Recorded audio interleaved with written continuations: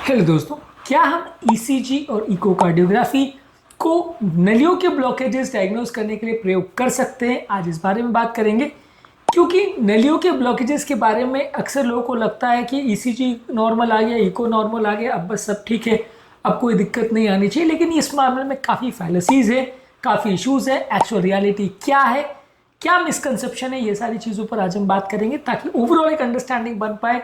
और अगली बार जब आपका ईसीजी या इको नॉर्मल या अब नॉर्मल आए तो उसके बेसिस पे आप समझ पाए कि उसकी कितनी इंपॉर्टेंस है और ब्लॉकेज को डायग्नोज करने में उसकी कितनी वैल्यू है। टॉपिक को जाने से पहले जो लोग हमारे चैनल पर नए हैं उन्हें रिक्वेस्ट करूँगा कि चैनल को सब्सक्राइब करें, वीडियोज़ को लाइक करें, शेयर करें, फॉलो करें, कमेंट करें, पूरा देखें। टॉपिक इंपॉर्टेंट है, एंड तक देखिएगा। चलिए शुरू करते हैं इंपॉर्टेंट वीडियो। सबसे पहले ईसीजी पर बात करेंगे। ईसीजी नॉर्मल होना, कुछ लोग सोचते हैं कि अगर नॉर्मल आ गया तो ब्लॉकेज नहीं है। ऑब्वियसली जब तक हार्ट अटैक नहीं आता तब तक ईसीजी पूरी तरह से नॉर्मल भी हो सकता है। ईसीजी बेसिकली ब्लॉकेज की वजह से जो हार्ट अटैक आता है या हार्ट फेलियर होता है या हार्ट डायलेट होता है या वैल्व का प्रॉब्लम अगर होता है उसके चेंजेस को दिखा सकता है। डायरेक्टली ब्लॉकेज को, इवन 90-95% का भी ब्लॉकेज है, जब तक वो हार्ट का टिश्यू डैमेज नहीं करता तब तक वो ईसीजी पे पिकअप नहीं होगा। ईसीजी पूरी तरह से नॉर्मल आ सकता है, ये जानना और समझना जरूरी है। ब्लॉकेज का मार्कर वो नहीं है, इसलिए अगर नॉर्मल ईसीजी आ गया तो ब्लॉकेज नहीं है, ये सोचना पूरी तरह से गलत है। इसके अलावा कुछ लोग को ऐसा लगता है कि अगर किसी व्यक्ति को अगर ईसीजी में कोई चेंजेस आ रहे हैं, जैसे एसटी सेगमेंट डिप्रेशन आ रहा है या टी वेव इन्वर्जन आ रहा है, तो वो ब्लॉकेज की कितनी सिवियरिटी है एग्जैक्टली उसके हिसाब से है। अगर 90% है तो इतना मिलेगा, 95 है तो इतना मिलेगा, 70 है तो इतना मिलेगा। पर ऐसा नहीं है। ईसीजी में चेंजेस बहुत सारे पैटर्न्स पर डिपेंड करते हैं, बहुत सारे फैक्टर्स पर डिपेंड करते हैं। ब्लॉकेज की लोकेशन पर डिपेंड करते हैं, ब्लॉकेज कितना डिग्री का है उस पर डिपेंड करता है, बहुत सारी चीज़ों पर डिपेंड करता है। कई पेशेंट्स में माइक्रोवैस्कुलर स्पाज्म या माइक्रोवैस्कुलर डिस्फंक्शन की वजह से भी, यानी छोटी छोटी नलियों की ब्रांचेस के प्रॉब्लम्स की वजह से भी इसी में चेंजेस आ सकते हैं। इसीलिए अगर हम ये सोचते हैं कि सिर्फ ईसीजी में कितने चेंजेस आ रहे हैं उसके बेस पर हम जज कर सकते हैं कि चेंजेस नहीं आ रहे तो ब्लॉकेज 50% आ रहे हैं तो 70% और ज़्यादा आ रहे हैं तो 80%, ऐसा कुछ नहीं है। ईसीजी पे इसको डिफ्रेंशिएट करना बहुत मुश्किल है क्योंकि ईसीजी एंजियोग्राफी जैसा नहीं है जो कि डायरेक्टली आपको ब्लॉकेज दिखाता है। ईसीजी आपको बहुत सारे फैक्टर्स की वजह से चेंजेस देखने को मिल सकते हैं ईसीजी पर। इसलिए ईसीजी के गलत होने के चांसेस और सिवियरिटी को प्रोडिक्ट करने के चांसेस में काफ़ी फ़र्क है और काफ़ी गलतियां होने का इसमें चांसेस है।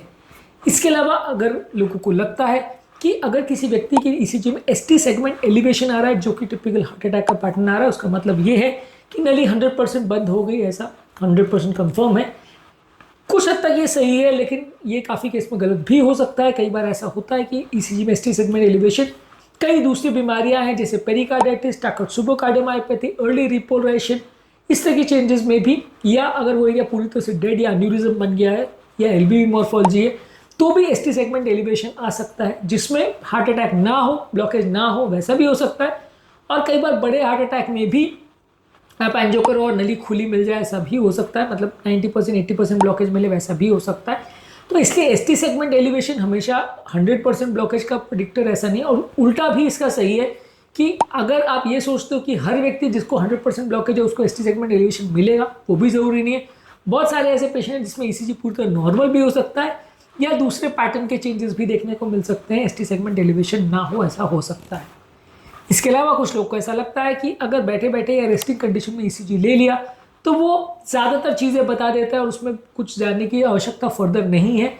रेस्टिंग ईसीजी कुछ भी नहीं बताता है सिवाय इसके कि अगर हार्ट अटैक या उसका कोई डैमेज है, कोई ब्लॉकेज है, उससे रिलेटेड कोई इस्कीमिया है या कोई प्रॉब्लम्स इश्यूज़ है, तो वो रेस्टिंग ईसीजी में नहीं पता चलेगा। उसके लिए ट्रेडमिल की इंपॉर्टेंस अच्छी है। ट्रेडमिल में हम पेशेंट को ट्रेडमिल पर चलाते हैं और उसका ईसीजी लेते हैं रिकरेंट।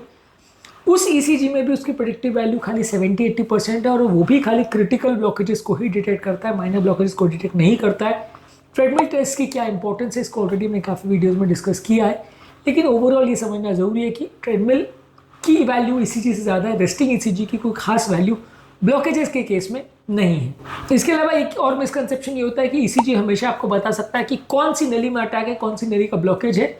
बड़े हार्ट अटैक यानी एसटी एलिवेशन वाले हार्ट अटैक में ईसीजी में आपको कुछ लोकलाइजेशन मिलती है कि कौन से एरिया का हार्ट अटैक है, पर अदरवाइज बाकी ज़्यादातर तरह के हार्ट अटैक्स में जहां अनस्टेबल एंजाइना है या नॉन एसटी एलिवेशन एमआई है, वहाँ ईसीजी के बेस पर कौन सी नली का ब्लॉकेज है वो डिस्कस करना मुश्किल है। कई बार उसमें गलतियाँ होती है और उसके बेसिस पर जज कर पाना कि पेशेंट को कौन सी नली का ट्रीटमेंट लगेगा या कौन सी नली में प्रॉब्लम है, वो बिल्कुल मुश्किल है, एंजियो पे ही उसका डिसीजन होता है। और एंजियो और ईसीजी को साथ में कोरिलेट करके आप जज कर सकते हो कि किसमें कितना जल्दी ट्रीटमेंट की आवश्यकता है, पर आइसोलेटेड ईसीजी आपको सब कुछ बता देगा ऐसा सोचना मुश्किल है। अब बात करेंगे इको की फैलेसीज पर। इको में भी ज़्यादातर यही इश्यूज आते हैं। इको भी डायरेक्टली आपको ब्लॉकेजेस के बारे में कुछ खास नहीं बताता है। इको भी ब्लॉकेजेस से रिलेटेड वाल्व का डैमेज हो जाए, टिश्यू डैमेज हो जाए, हार्ट का पंपिंग बिगड़ जाए, हार्ट फेलियर हो जाए तो दिखाएगा। डायरेक्टली ब्लॉकेजेस को जज नहीं कर सकता इको। इसके अलावा कुछ लोग को ऐसा लगता है कि अगर इको नॉर्मल आ गया तो इसका मतलब कोई ब्लॉकेजेस नहीं है, ये भी पूरी तरह से गलत है। इको नॉर्मल होने के बावजूद भी ब्लॉकेजेस हो सकते हैं। इवन 90-95% केसेस ब्लॉकेज में भी इको पूरी तरह से नॉर्मल, और काफ़ी केसेस में अगर कोलैटरल्स अच्छे हो तो इवन 100% ब्लॉकेज भी अगर नली में है तो भी इको पूरी तरह से नॉर्मल हो सकता है। इसलिए नॉर्मल इको कहीं से कहीं तक रूल आउट नहीं करता है कि व्यक्ति को ब्लॉकेज है या नहीं।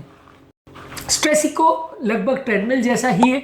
स्ट्रेस इको हमेशा ब्लॉकेज डिटेक्ट करता है ऐसा जरूरी नहीं है। स्ट्रेस इको का प्रेडिक्टिव वैल्यू ट्रेडमिल के आसपास या उससे 5-10% बेटर रहता है। इसमें ब्लॉकेजेस को डिटेक्ट करने के चांसेस 70-80% है। 20% केस में इसमें भी गलती हो सकती है। इसके अलावा अगर किसी व्यक्ति को अगर हार्ट फेलियर है तो इको में आपको हार्ट फेलियर दिखेगा, पर हर व्यक्ति जिसको इको में हार्ट फेलियर दिख रहा है सबको ब्लॉकेजेस मिलेंगे ऐसा जरूरी नहीं है। उसको कंफर्मेशन के लिए भी एंजियो करना पड़ेगा। फाइनली ईसीजी इको में आपको कुछ हद तक इंफॉर्मेशन मिल जाएगी, थोड़ा बहुत मदद मिल जाएगी, लेकिन एंजियो के बदले ये है ऐसा नहीं है। एंजियो की अपनी इंपॉर्टेंस है और एग्जैक्टली कितना ब्लॉकेज है, क्या करने की आवश्यकता है, ये डिसीजन एंजियो पे ही होगा। ईसीजी को में आपको कुछ इंफॉर्मेशन मिल जाएगी जिसको आप कोरिलेट करके ब्लॉकेजेस की सिविरिटी को असेस कर सकते हैं, लेकिन एग्जैक्टली कितना ब्लॉकेज है क्या है वो देखने के लिए एंजियो ही करना आवश्यक है।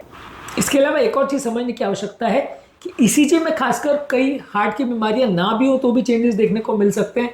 कई बार हार्ट की कोई बीमारी नहीं हो फिर भी ईसीजी नॉर्मल हो सकता है। कई बार कई ऐसी बीमारियां हैं जैसे पेट में दर्द हो रहा है, पैनक्रेटाइटिस हो रहा है या बॉडी में इन्फ्लेमेशन है, उसकी वजह से भी कई बार कुछ चेंजेस आ सकते हैं।